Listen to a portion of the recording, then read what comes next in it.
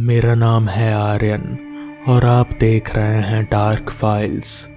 आज की इस कहानी में आगे बढ़ने से पहले अगर आपने अभी तक हमारे चैनल को सब्सक्राइब नहीं किया है तो कर लें। तो चलिए बढ़ते हैं आज की इस कहानी की ओर।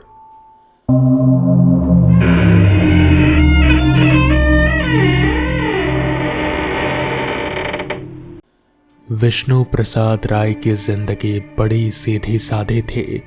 सुबह उठो, चाय पियो, गाड़ी निकालो और दार्जिलिंग की पहाड़ियों पर बिखरे हुए उन सैलानियों को उनकी मंजिलें दिखाओ जो शहर की भागदौड़ से थककर यहाँ सुकून ढूंढने आते थे। 10 साल हो गए थे उसे इस काम में। उसने हर मौसम में वो पहाड़ देखे थे। बारिश में धुंध से लिपटे, गर्मियों में हरियाली से लहराते और सर्दियों में बर्फ की चादर ओढ़े। दार्जिलिंग उसका घर था और वो उसकी एक एक सड़क, एक एक मोड़ को उसी तरह से जानता था जैसे कोई अपनी हथेली की लकीरों को जानता है। मगर कुछ जगह थे जहां वो नहीं जाता था और उन जगहों में से सबसे ऊपर एक नाम था डाउ हिल। नवंबर का महीना था, ठंड दस्तक दे चुकी थी और दार्जिलिंग के बाजारों में ऊनी कपड़ों की दुकानें सज गई थी। विष्णु अपनी एजेंसी हिल व्यू ट्रेवल्स के दफ्तर में बैठा अपनी पुरानी डायरी पलट रहा था जब मैनेजर रमेश दाने 2 लड़कों को लेकर उनके सामने आ खड़े हुए। दोनों कोलकाता से आए थे। आयान और सैमिक 24-25 साल की उम्र, जीन्स और हुडी पहने, कंधों पर बड़े बड़े बैकपैक लटकाए, चेहरों पर वो खास किस्म का जोश जो सिर्फ उन लोगों में होता है जिन्होंने अभी तक जिंदगी की असली ठोकरें नहीं खाई होती। दोनों ने मिलकर एक लिस्ट बनाई थी।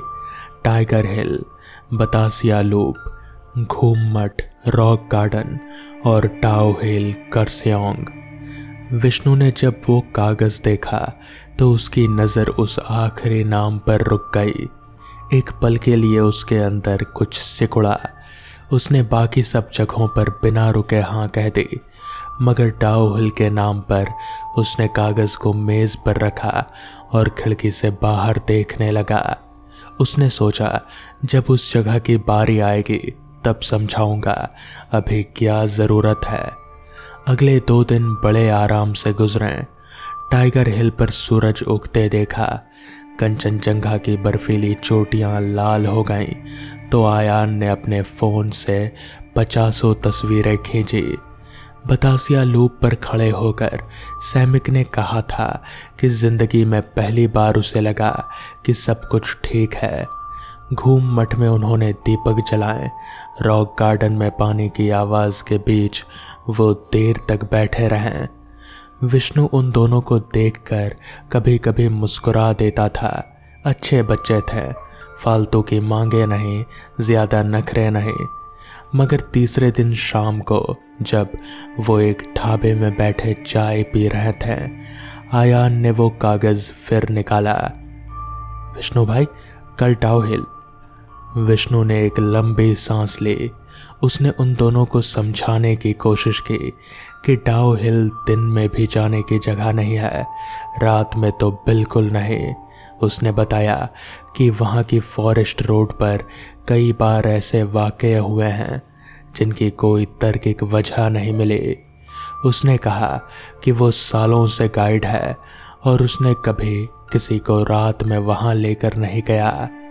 आयान और सैमिक एक दूसरे की तरफ देखकर मुस्कुराए। जो इंसान डर की बात नहीं समझता वो लालच की जुबान ज़रूर समझता है और उन लड़कों को शायद यही पता था। उन्होंने एक रकम बताई जो विष्णु की 3 दिन की कमाई से ज़्यादा थी, सिर्फ टाओ हिल की एक रात के लिए। विष्णु ने ना कहा पर उन्होंने और पैसे जोड़े। विष्णु के दिमाग में उसकी माँ की दवाइयों का हिसाब घूम गया। बच्चों की स्कूल की फीस याद आई। छत पर जो टीन उखड़ी पड़ी थी वो आंखों के सामने आ गई। लालच जो इंसान को अंदर से खोखला करती है, उसने उस शाम विष्णु के विवेक को चुपचाप पीछे ढकेल दिया। उसने हाँ कह दी। अगला दिन गुजरा तो विष्णु सारे दिन थोड़ा बेचैन रहा। शाम को जब उसने गाड़ी निकाली तब आसमान पहले से ही काला हो चुका था। नवंबर की उस रात में ठंड कुछ ज्यादा ही थी, जैसे हवा में कोई तीखापन घुला हो। विष्णु ने गाड़ी स्टार्ट की, दोनों लड़कों को बिठाया और करसियोंग की तरफ निकल पड़ा। रास्ते में आयान और सैमिक गाने सुनते रहें, मजाक करते रहें। विष्णु चुप रहा। उसकी उंगलियां स्टीयरिंग व्हील पर कुछ ज्यादा ही कसी हुई थी। दार्जिलिंग के करसियोंग का रास्ता तकरीबन 1 घंटे का था। जैसे जैसे गाड़ी आगे बढ़ती रही, सड़क के दोनों तरफ के पेड़ घने होते गए।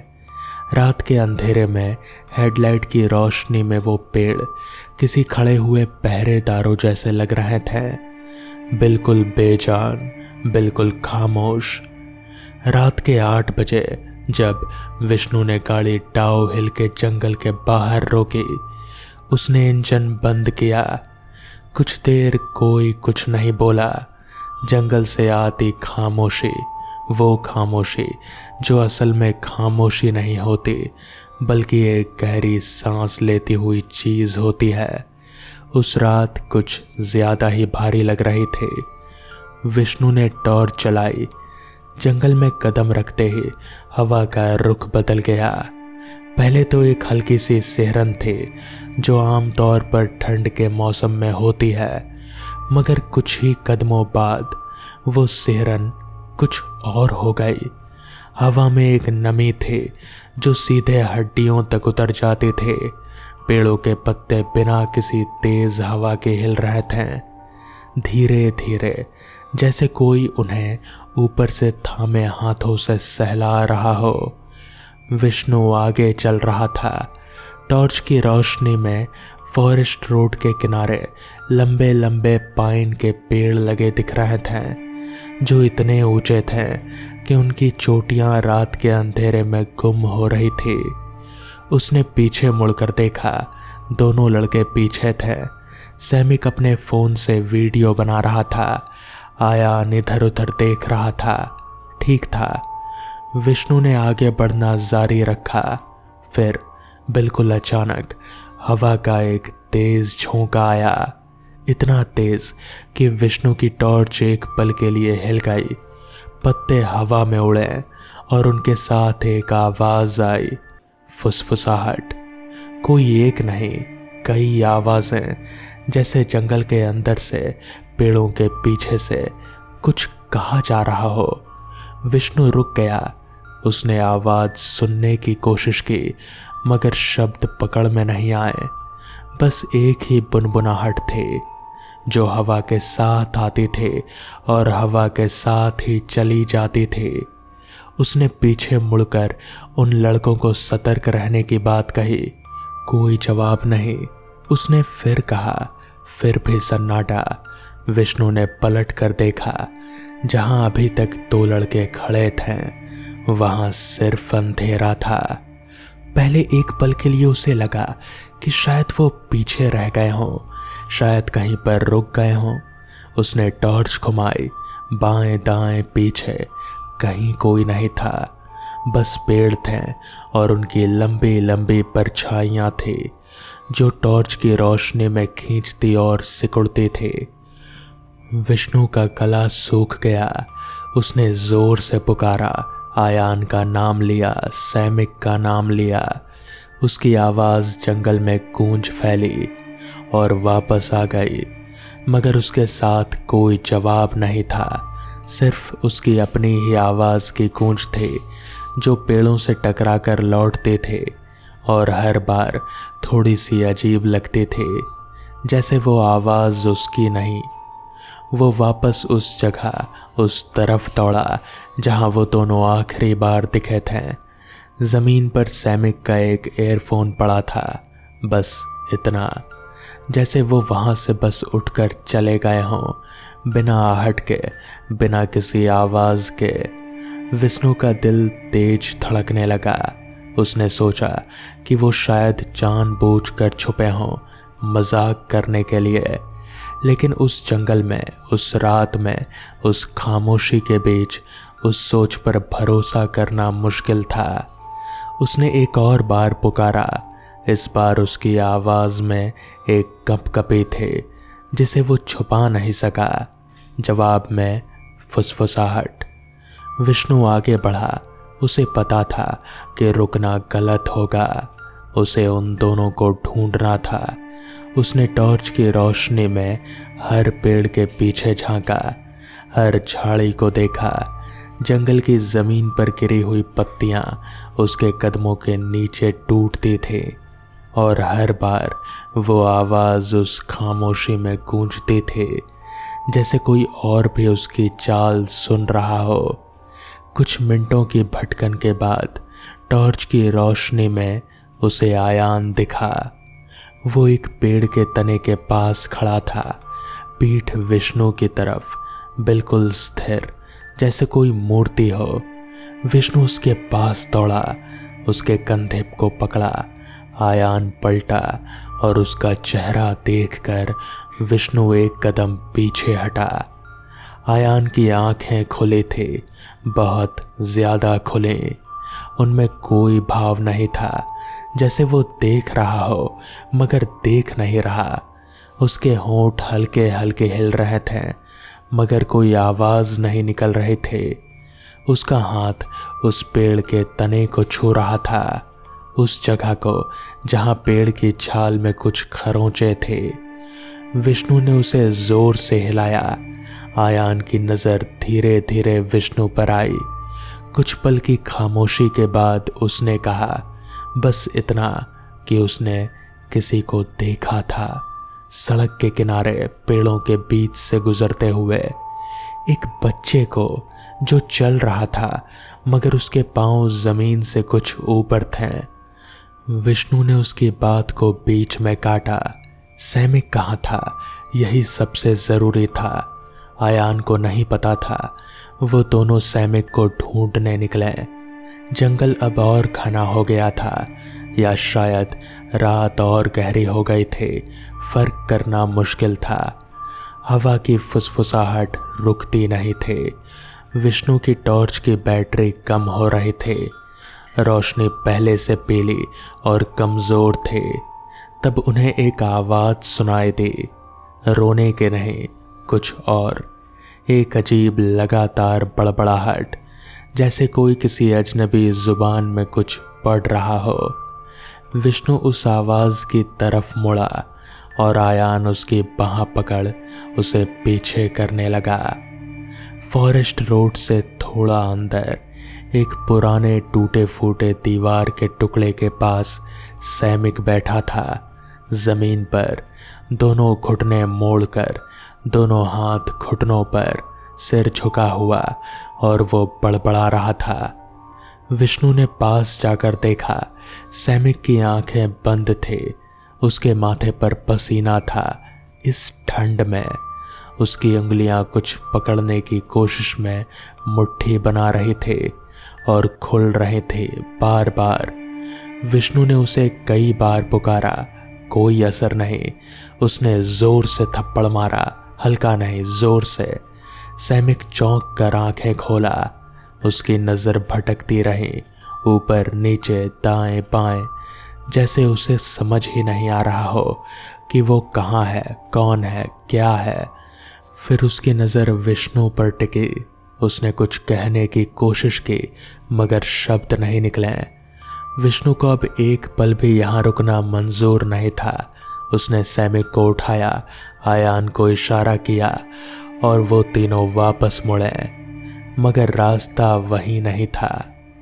जंगल में रात को रास्ता भटकना आसान होता है, ये विष्णु जानता था, मगर उसे यकीन था कि वो उसी फॉरेस्ट रोड पर थे। उसने कई बार मुड़कर देखा, दिशा की पहचान करने की कोशिश की, मगर पेड़ हर तरफ एक जैसे थे। सड़क का कोई निशान नहीं था। उसी वक्त सैमिक रुक गया। विष्णु ने पलट कर देखा। सैमिक का चेहरा सफेद हो गया था। उसकी नजर किसी एक जगह पर टिकी थी, जंगल के अंदर पेड़ों के बीच अंधेरे में। विष्णु ने उस तरफ टॉर्च घुमाई। कुछ नहीं था, मगर टॉर्च की रोशनी जब उस जगह पड़ी तो हवा अचानक बिल्कुल रुक गई। फुसफुसाहट बंद हो गई, पत्तों की हलचल रुक गई। एक ऐसी खामोशी आ गई जो इस ठंड में भी पसीना छुड़ा दे। और फिर टॉर्च बुझ गई। अंधेरा इतना पूरा था कि विष्णु को अपना हाथ भी नजर नहीं आया। सैमिक ने एक दबी सी आवाज निकाली। आयान ने विष्णु का कंधा थाम लिया। विष्णु ने टॉर्च को थपथपाया, हिलाया, पलटा, कुछ नहीं। तब उसने अपने फोन की टॉर्च जलाई और उस रोशनी में उसने देखा उनके ठीक सामने तकरीबन 10 कदम की दूरी पर एक कद था। इंसानी कद, छोटा, बच्चे जितना, और वो हिल नहीं रहा था। विष्णु के पांव जमीन से चिपक गए। वो कद बस वहां था, अंधेरे में, फोन की कमजोर रोशनी की सरहद पर, आधा रोशनी में, आधा परछाई में। कोई आवाज नहीं, कोई हरकत नहीं, बस एक खामोश मौजूदगी जो हवा से ज्यादा ठंडी थी। विष्णु ने फोन की रोशनी उस तरफ की। वो कद, वो जो भी था, उस रोशनी में धुंधला पड़ता गया, जैसे धुएं की तरह रोशनी उसे मिटा रही हो। और जब विष्णु ने एक कदम आगे बढ़ाया, वो गायब हो गया, बिल्कुल जैसे था ही नहीं। मगर जाते जाते उसने कुछ छोड़ा, एक गंध, मिट्टी की, पुरानी सड़ी हुई, जैसे किसी पुरानी कब्र को खोदा जाए। विष्णु ने पीछे मुड़े बिना कहा, चलो अभी। दोनों पीछे थे। उसने महसूस किया, वो आगे बढ़ा। मगर कुछ ही कदमों बाद विष्णु को एहसास हुआ कि उसके पीछे सिर्फ एक इंसान की आहट है, दो नहीं। उसने रुक कर देखा। आयान था, अकेला, सांस लेता, कांपता, मगर था, सैमिक नहीं था।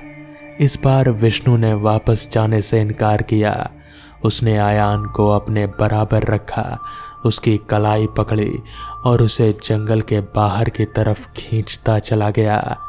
उसे पता था, किसी पुरानी गहरी जानकारी से, जो शायद 10 साल से इस काम ने दी थी, कि कुछ जगह इंसान को वापस नहीं करती अगर वो वहाँ ज्यादा देर तक रहें।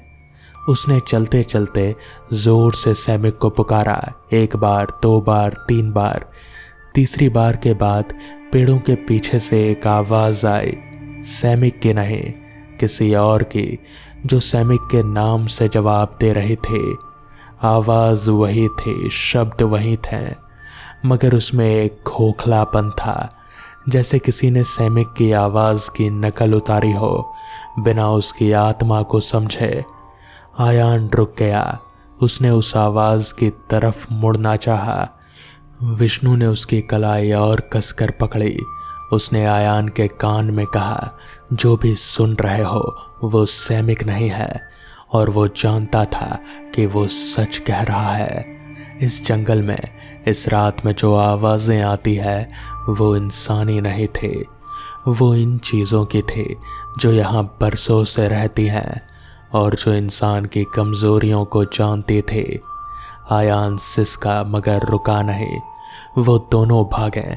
जंगल की सड़क कहाँ से आई विष्णु को आज तक नहीं पता। बस अचानक पैरों के नीचे जमीन पक्की हो गई और आगे गाड़ी की झलक दिखी। विष्णु ने गाड़ी स्टार्ट की। आयान अंदर आया, सीट पर गिर गया, जैसे उसकी हड्डियां काम करना बंद कर दे। विष्णु ने एक बार जंगल की तरफ देखा, सैमिक नहीं था। उसने गाड़ी स्टार्ट की और वहां से निकल पड़ा। रात के 11 बजे विष्णु करस्योंग थाने के बाहर था। उसने अंदर जाकर रिपोर्ट दर्ज कराई। पुलिस अगली सुबह टीम लेकर डाउ हिल गई। 3 दिन बाद सैमिक मिला। फॉरेस्ट रोड के करीब 2 किलोमीटर अंदर एक पुरानी टूटी फूटी इमारत की दीवार के पास, बेहोश। उसके शरीर पर कोई चोट नहीं थे, कोई खरोंच नहीं थे, बस उसके हाथों की उंगलियां खुजाई हुई थे, जैसे उसने खुद को किसी चीज से छुड़ाने की कोशिश की हो। जब उसे होश आया अस्पताल में तो उसे कुछ याद नहीं था। आयान की बात याद थी, विष्णु की बात याद थी, गाड़ी से उतरना याद था। उसके बाद खालीपन, 3 दिन का खालीपन। वो डॉक्टर भी हैरान थे। आयान कोलकाता लौट गया। उसने कभी उस रात के बारे में किसी से बात नहीं की, सिवाय एक बात के जो उसने विष्णु को जाते वक्त बताई। उसने कहा, जब टॉर्च बुझी थी और वो कद सामने था तो उसने एक पल के लिए उस बच्चे का चेहरा देखा था फोन की रोशनी में, और वो चेहरा किसी इंसान का नहीं था। ये कहकर वो चला गया। विष्णु को उस रात के बाद नींद कम आई महीनों तक। डाउ हिल, करसियांग की ऊंची पहाड़ियों पर बसा डाउ हिल कोई आम जगह नहीं है। यहाँ विक्टोरिया बॉयज हॉस्टल है, 1879 में बना हुआ, जिसकी इमारत ब्रिटिश जमाने की है। हर साल दिसंबर से मार्च के बीच ये स्कूल बंद रहता है, और इन्हीं महीनों में इस इमारत के गलियारे में कर्मचारियों और चौकीदारों ने एक बच्चे की आहट सुनी है। कदमों की आवाज़ जो किसी कमरे से शुरू होकर बारामदे तक आती है और अचानक रुक जाती है। फॉरेस्ट रोड जो इस जंगल के बीचों बीच गुजरती है, दुनिया के उन रास्तों में गिनी जाती है जो लोगों को परेशान करते हैं। यहाँ कई लोगों ने एक सिरकटे बच्चे का कद देखने का दावा किया है, जो चलता है मगर जिसके पांव जमीन से ऊपर होते हैं। ये दिखना किसी एक इंसान की कहानी नहीं, बल्कि दर्जनों लोगों ने अलग अलग वक्त में इसी तरह का जिक्र किया है। लेकिन डाउ हिल सिर्फ एक बच्चे की कहानी नहीं है। यहाँ का जंगल सालों से लकड़हारों और शिकारियों की रहस्यमय मौतों का गवाह रहा है। कुछ लाशें मिली बिना किसी जाहिर वजह के मरी हुई, कुछ मिली ही नहीं। अंग्रेज़ों के ज़माने में यहाँ एक निर्माण परियोजनाएं शुरू हुई और अधूरी छोड़ दी गई। मजदूरों ने काम छोड़ दिया, वजह नहीं बताई। कुछ इतिहासकारों का मानना है कि इस इलाके में सदियों पहले एक बहुत बड़ी त्रासदी हुई थी, जिसके बारे में कुछ ज़्यादा दर्ज नहीं है।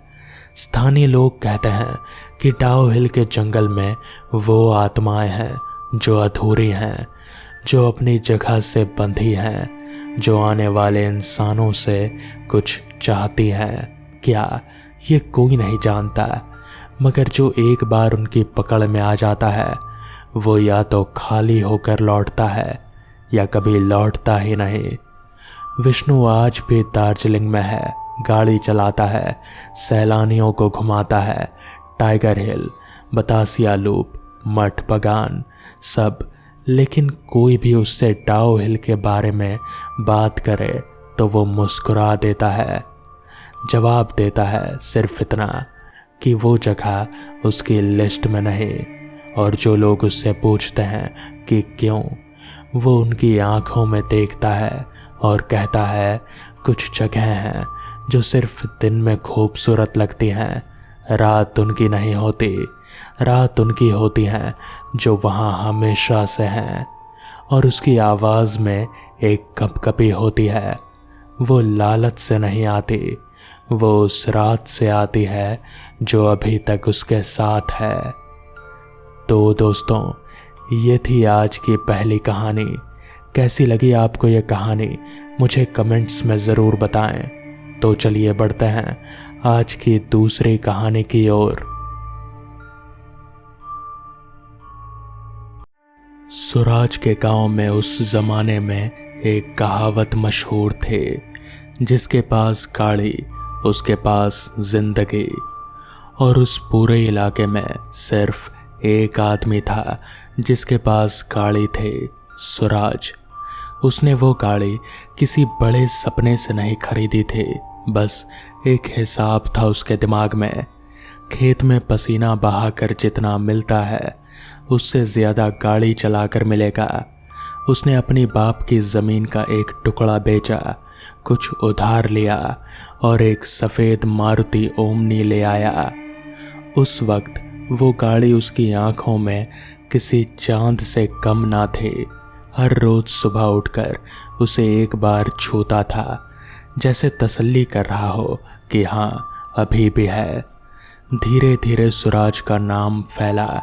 कोई बीमारी हो, कोई शहर जाना हो, कोई सामान ढोना हो, सुराज का नाम सबकी जुबान पर आ जाता था। वो ज़्यादा पैसे नहीं मांगता था मगर मना नहीं करता था। उसकी एक आदत थी, काम से पहले हमेशा एक बार गाड़ी के बोनट पर हाथ रखता था। किसी ने एक बार पूछा था तो उसने बस मुस्कुरा कर कहा था कि इससे गाड़ी को पता चलता है कि सफ़र शुरू होने वाला है। उस शाम की बात करें तो अक्टूबर का महीना था। सर्दी अभी पूरी तरह आई नहीं थी मगर दोपहर के बाद हवा में एक खास किस्म की खामोशी उतर आती थी। वो खामोशी जो सिर्फ गाँव में मिलती है, जहाँ रात जल्दी आती है और देर से जाती है। रमेश पटेल जो उस गांव में बनिए का काम करता था, एक दिन सुराज के घर आया। उसके चेहरे पर वो भाव था जो लोगों के तब होते हैं जब वो कोई काम करवाना चाहते हों और जानते हों कि मना करना मुश्किल होगा। उसने बताया कि उसके पड़ोसी भगवान सिंह के बेटे की शादी तय हुई है।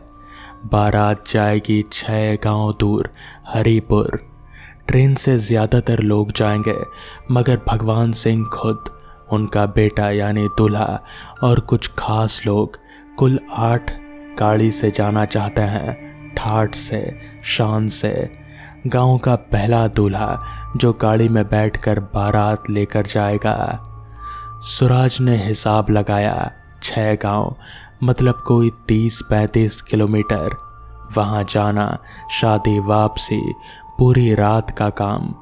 रमेश ने पैसे बताए तो सुराज के मुंह में एक शब्द नहीं निकला। पैसे अच्छे थे, बहुत अच्छे। उसकी गाड़ी की किस्त बाकी थी उस महीने की। उसने हाँ कह दी। शाम के 5 बजे बारात निकली। ढोल बजा, शहनाई बजी, दूल्हे को सहरा बांधा गया और फिर बड़े ही उत्साह से भगवान सिंह ने सुराज की गाड़ी का दरवाज़ा खोला। 8 लोग किसी तरह उस गाड़ी में समा पाए। 2 आगे, 6 पीछे। हंसी मजाक था, हुल्लड़ था, बीड़ियाँ थी और थर्मस में चाय थी। सुराज ने बोनट पर हाथ रखा, गाड़ी चल पड़ी। पक्की सड़क थी तो पहले 1 घंटे में कोई दिक्कत नहीं हुई। अक्टूबर की शाम में खेतों पर एक सुनहरा रंग था और आसमान में धुंधलके का पहला लेप चढ़ रहा था। सुराज को ऐसी शाम पसंद थी, ना बहुत उजाला ना बहुत अंधेरा, बस वो वक्त जब दुनिया एक पल के लिए सांस रोक लेती है।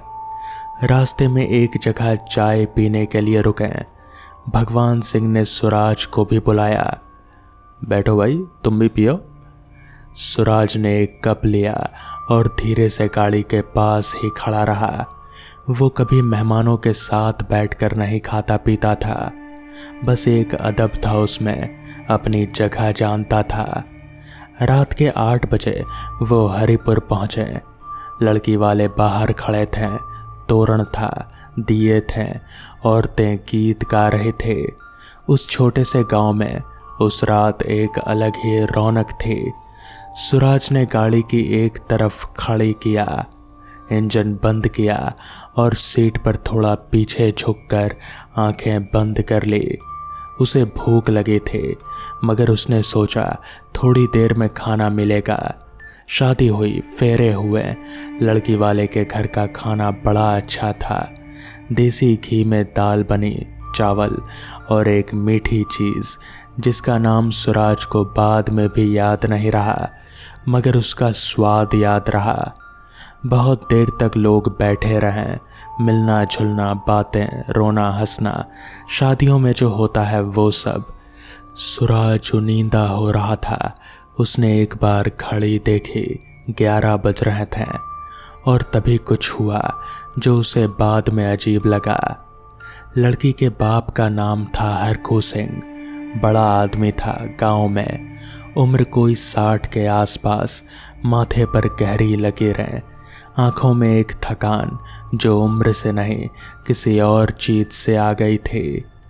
वो भगवान सिंह के पास आया और बैठ गया, बहुत धीमी आवाज में, इतनी धीमी कि सुराज को पूरी बात सुनाई नहीं दी। उसने कहा कि रात यहीं रुक जाएं, सुबह निकलें। भगवान सिंह ने वजह पूछी। हरखू सिंह ने कुछ पल चुप रहकर कहा कि रास्ते पर रात को अंधेरा बहुत होता है, बस इतना।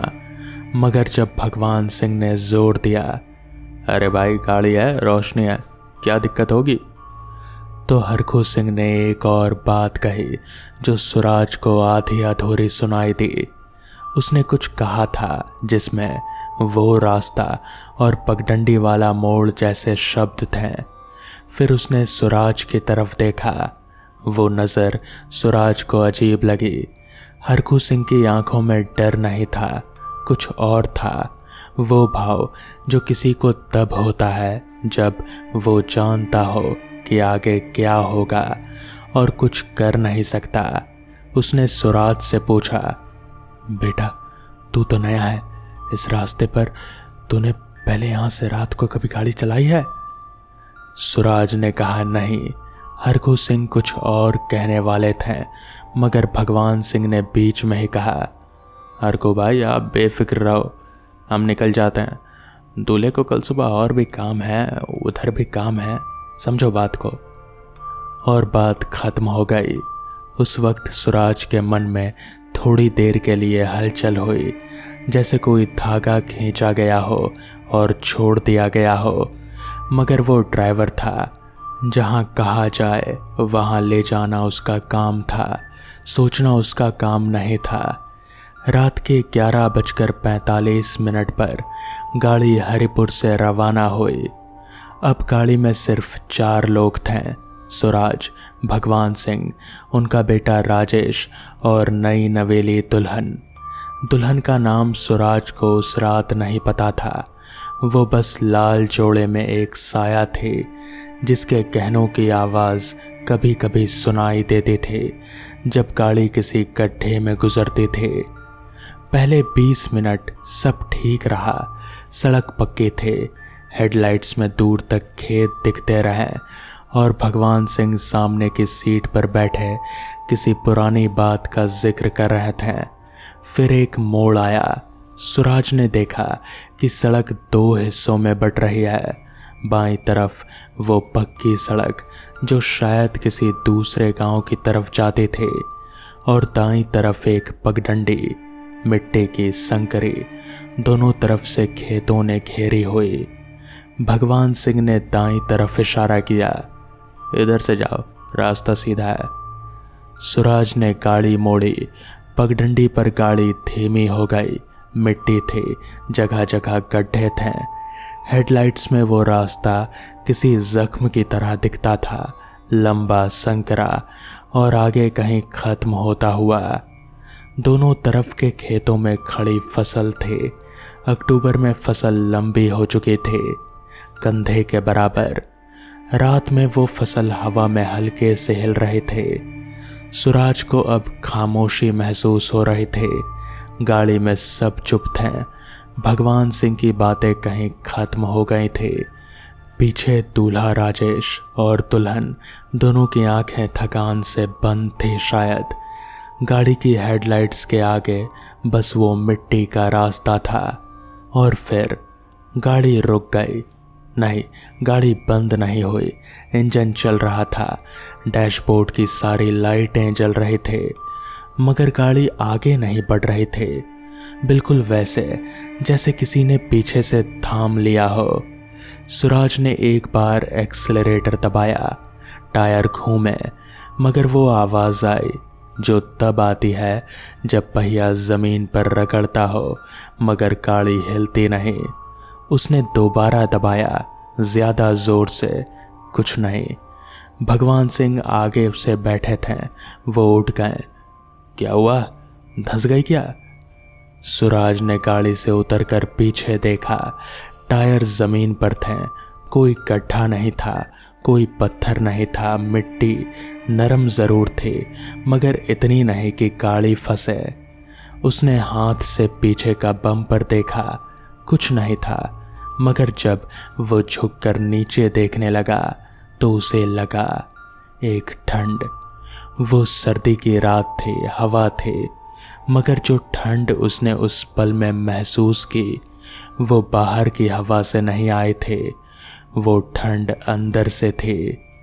नाभि के ठीक नीचे से उठकर रीढ़ तक जाने वाली। उसने पीछे मुड़कर देखा, खेत थे, हवा में हिलती फसल थे और कुछ नहीं, मगर वो देख नहीं सका। आंखें थी, हेडलाइट्स का रोशनी थी, मगर उसकी नज़र उस रात अजीब तरह से काम कर रहे थे, जैसे कोई चीज़ उसे दिखना नहीं चाहते थे। जैसे अंधेरा उस रात सिर्फ अंधेरा नहीं था, उसमें कुछ और भी था जो रोशनी के बावजूद नहीं दिखता था। सुराज वापस गाड़ी में बैठा। उसने फिर एक्सीलरेटर दबाया। इंजन की आवाज़ बढ़ी, मगर गाड़ी 1 इंच भी नहीं हिली। भगवान सिंह ने कहा, गियर बदलो। सुराज ने बदला, कोई फर्क नहीं। रिवर्स करो। सुराज ने रिवर्स में डाला। वही बात, गाड़ी जैसे किसी ने जड़ से थाम रखी हो। पीछे से दुल्हन की हल्की सी आवाज़ आई। उसने कुछ नहीं कहा, बस एक सांस ली जो थोड़ी कांपती हुई थी। और तभी दरवाजे के बाहर कुछ हुआ। गाड़ी के बाईं तरफ के खिड़की पर जहां भगवान सिंह बैठे थे, कुछ हाथ के जैसा आकार दिखा, हल्का धुंधला, जैसे कोई शीशे पर अपनी उंगलियां फेर रहा हो, मगर बाहर कोई नहीं था। भगवान सिंह ने उस तरफ देखा, उनका चेहरा सफ़ेद पड़ गया। सुराज ने भी देखा, वो आकार, उंगलियां शीशे पर धीरे धीरे नीचे की तरफ खिसकती रहीं, जैसे कोई थका हुआ हो, जैसे कोई रुकने की गुजारिश कर रहा हो। राजेश, जो अब तक ऊग रहा था, अचानक सीधा हो गया। उसने वो उंगलियां देखी और एक बार जोर जोर से सांस खींची। दुल्हन ने अपना दुपट्टा मुंह पर कस लिया। कोई कुछ नहीं बोला। 5 सेकंड, 10 सेकंड, 15। उंगलियां शीशे पर थे और उनके निशान नहीं पड़ रहे थे। ठंड में सांस से शीशे पर धुंध आते थे, वो भी नहीं आ रहे थे। सुराज के मन में एक बात आई जो उसने कभी किसी को नहीं बताई। उस पल में उसे लगा कि जो भी बाहर था वो कहीं जाना चाहता था, लिफ्ट मांग रहा था, ठीक वैसे ही जैसे इंसान मांगते हैं। मगर उसने गाड़ी का दरवाज़ा नहीं खोला। वो 40 साल का आदमी था, दुनिया देखे थे, गांव में रहा था जहां ऐसी बातें सुने थे, और उसे वो एक पुरानी बात याद आ गई जो उसने नाना से कही थे, अगर रात में कोई बिना जिस्म के मांगे तो देना मत। उसने दोनों हाथ स्टीयरिंग पर रखे और जोर से बोला, माँ काली की जय। 5 सेकंड की खामोशी, फिर एक आवाज़, वो आवाज़ जिसका जिक्र सुराज ने बाद में कई बार किया। एक साथ कई थे और एक भी थे, जैसे हवा हो, जैसे पानी हो, जैसे किसी बच्चे की रुआंसी आवाज़ हो। वो आवाज़ गाड़ी के चारों तरफ से आई, ऊपर से, नीचे से, दोनों तरफ से, और फिर उंगलियां शीशे से गायब हो गईं। एक पल की खामोशी। गाड़ी जो पिछले 15 मिनट से 1 इंच नहीं हिले थे, एक झटके से आगे बढ़ी, इतने जोर से कि भगवान सिंह का माथा डैशबोर्ड से लड़ते लड़ते बचा। सुराज ने एक्सीलरेटर नहीं छोड़ा। गाड़ी चल पड़ी। वो पगडंडी, वो रास्ता, वो अंधेरा, सब पीछे छूटता गया। सुराज ने एक बार भी आईने में नहीं देखा। उसे पता था कि अगर उसने पीछे देखा तो शायद वो रुक नहीं पाएगा। 10 मिनट बाद पक्की सड़क आ गई, रोशनी आई। गाड़ी में कोई कुछ नहीं बोला पूरे रास्ते। भगवान सिंह ने एक बार हाथ जोड़े, किसके लिए, किस तरफ, कोई नहीं जानता। राजेश ने दुल्हन का हाथ थामा और उसने भी कुछ नहीं कहा। सुराज ने गाड़ी सीधी चलाई। जब वो गांव के बाहर पहुंचे, रात के 1 बज रहे थे। भगवान सिंह ने उतरते वक्त सुराज को पैसे दिए, तय से थोड़े ज्यादा, और एक पल के लिए उसका हाथ थाम लिया। कुछ कहा नहीं, बस थाम लिया। उस हाथ थामने में जो था, सुराज समझ गया। गांव खाली था उस वक्त। सुराज ने गाड़ी अपने घर के बाहर खड़ी की, इंजन बंद किया, हाथ स्टीयरिंग पर ही रहे काफ़ी देर तक। फिर उसने गाड़ी से उतरकर एक सिगरेट जलाई। वो ज़्यादा पीता नहीं था, मगर उस रात उसने पूरी सिगरेट पी। सुबह उसने अपनी माँ को कुछ नहीं बताया। दोपहर में जब गांव के बुजुर्ग राम प्रसाद काका उसके पास आए, वो किसी काम से नहीं, बस ऐसे ही बैठने आए थे, तो सुराज ने उनसे एक बात पूछी। उसने पूछा कि हरिपुर जाने वाले रास्ते में जहाँ पगडंडी पर मोड़ आता है, वहाँ है क्या? राम प्रसाद काका एक पल के लिए रुके, फिर उन्होंने एक लंबी सांस ली और बोले, तुम उस रास्ते से निकले थे? सुराज ने हाँ कहा। काका ने आसमान की तरफ देखा, फिर जमीन की तरफ, फिर सुराज की तरफ, और फिर उन्होंने वो बात बताई जो उस रास्ते की असली कहानी थी। बात कोई 22-23 साल पुरानी थी। उस पगडंडी के किनारे एक छोटा सा खेत था। खेत का मालिक था एक आदमी, नाम था मनसुख, अधेड़ उम्र का आदमी। उसकी बीवी बहुत पहले मर चुकी थी, कोई औलाद नहीं थी, खेत ही उसकी दुनिया थी। एक बार देर रात एक ट्रक उस पगडंडी से गुजरा। ट्रक वाले नशे में थे। मनसुख उस वक्त खेत में था, अपनी फसल को पानी दे रहा था। रात को पानी देना उसकी आदत थी, क्योंकि दिन में गर्मी ज़्यादा होती थी। ट्रक ने उसे देखा नहीं, मनसुख वहीं रह गया। ट्रक वाले भाग गए। गांव वालों को सुबह पता चला। तब तक ट्रक कहाँ था, कौन थे वो लोग, कुछ पता नहीं चला। पुलिस आई, जांच हुई, मगर कुछ नहीं निकला। वो ज़माना था जब इन गांवों में ना सड़कें थी, ना रसूख। मनसुख का कोई वारिस नहीं था। उसकी कब्र एक छोटी सी मिट्टी की मेड़ उसकी खेत के किनारे बना दी गई, बिना नाम के, बिना पत्थर के, बस मिट्टी का ऊंचा टीला। उसके बाद से काका ने बताया, उस रास्ते पर रात को अजीब चीज़ें होती थी। जो गाड़ियाँ वहाँ से गुजरते थे रुक जाते थे, जो पैदल चलते थे उन्हें पीछे से आहट सुनाई देते थे।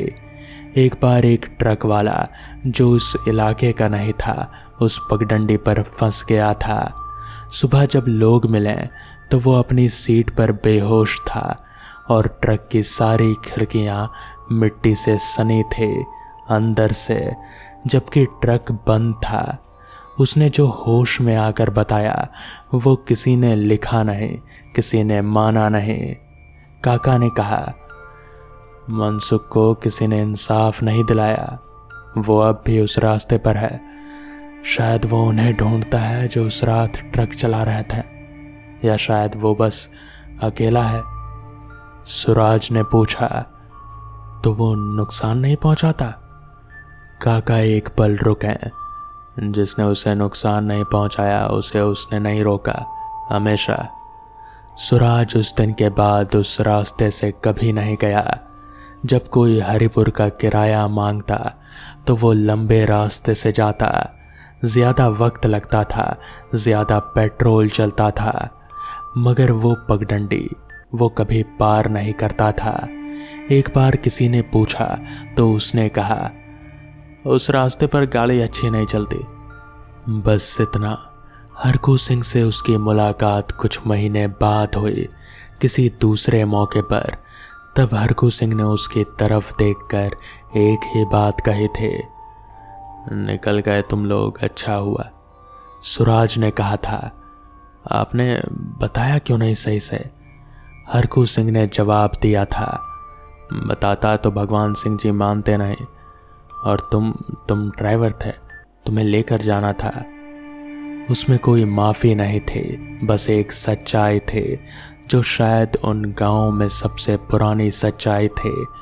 कुछ बातें बताई नहीं जाती, कुछ रास्ते समझाए नहीं जाते, कुछ चीज़ें हर इंसान को खुद से सीखनी पड़ती है। मगर एक बात सूरज ने उस रात सीखी जो उसने कभी किसी से नहीं कही। जब वो गाड़ी से उतरकर पीछे देखने गया था और वो ठंड महसूस हुई थी, उस पल में उसे एक और चीज़ महसूस हुई थी। वो ठंड सिर्फ डर नहीं था, उसमें एक बेबसी थी, एक थकान, जैसे कोई बहुत लंबे वक्त से उस मिट्टी के रास्ते पर खड़ा हो, गुजरती हुई हर गाड़ी की हेडलाइट्स देखता हो और बस यही सोचता हो, कोई रुकेगा, कोई पूछेगा कि कैसे हो, मगर कोई नहीं रुकता था, कोई नहीं पूछता था। बरसों बाद जब सूरज बूढ़ा हो गया और उसके अपने बच्चे हो गए, एक रात उसके बेटे यानी कि बड़े बेटे ने उससे पूछा कि क्या कोई भूत होता है। सूरज ने एक पल सोचा, फिर उसने कहा, भूत होते हैं या नहीं ये तो मैं नहीं जानता, मगर जो बेइंसाफी में मरता है वो जाता नहीं। बेटे ने पूछा, मतलब? सूरज ने खिड़की से बाहर देखा, यानी ये कि जब तक उसे इंसाफ नहीं मिलता वो अपनी जगह से नहीं हिलता और दुनिया उसके ऊपर से चलती रहती है, गाड़ियाँ, लोग, जिंदगी, सब कुछ। उस रात जो बात सूरज ने उस रास्ते पर सबसे गहरे में महसूस की थी, वो ये नहीं थे कि वहाँ कुछ था, वो ये थे कि वो चीज़ जो भी थे बस यही चाहते थे कि कोई उसे देखे। मगर रात थी, जल्दी थी, दुल्हन थी गाड़ी में, घर पहुंचना था और सूरज ने आगे देखा जैसे हम सब देखते हैं, आगे, बस आगे। तो दोस्तों, ये थी आज की कहानियाँ। कैसी लगी आपको ये कहानियाँ मुझे कमेंट्स में ज़रूर बताएं। तो मैं आपका दोस्त आर्यन जल्द ही मिलूँगा आपसे ऐसी ही किसी नई कहानी के साथ। तब तक के लिए अपना ख्याल रखें और देखते रहें डार्क फाइल्स।